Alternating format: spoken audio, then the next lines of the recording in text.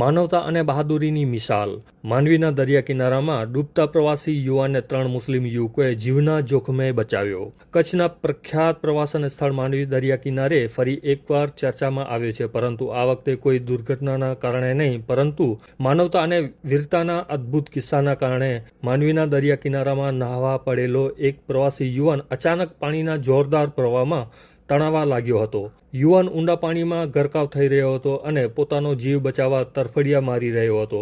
આ કટોકટીની પળે કિનારે ઊભેલા લોકો જ્યારે મૂંઝવણમાં હતા, ત્યારે સ્થાનિક 3 મુસ્લિમ યુવકોએ પોતાની જાનની સહેજ પણ પરવા કર્યા વિના તોફાની દરિયામાં ઝંપલાવ્યું હતું. પોતાની જાન જોખમમાં મૂકનાર રિયલ લાઈફ હીરોઝ. જ્યારે પ્રવાસી યુવાન જિંદગી અને મરણ વચ્ચે ઝોલા ખાઈ રહ્યો હતો, ત્યારે નીચે મુજબના 3 બહાદુર યુવકો તેની વહારે આવ્યા હતા. ફિરોઝભાઈ વાઘેર, જુસફભાઈ લખતર, ઇરફાન કાસમ જામે. આ 3 મિત્રોએ એક પણ ક્ષણનો વિલંબ કર્યા વિના દરિયાના જોખમી મોજાઓ સામનો કરી ડૂબતા યુવાન સુધી પહોંચ્યા હતા. જ્યારે જહેમત બાદ તેઓ યુવાનને સુરક્ષિત રીતે દરિયાની બહાર કિનારે ખેંચી લાવવામાં સફળ રહ્યા હતા. તાત્કાલિક સતર્કતાના કારણે યુવાનનો જીવ સમયસર બચી ગયો હતો.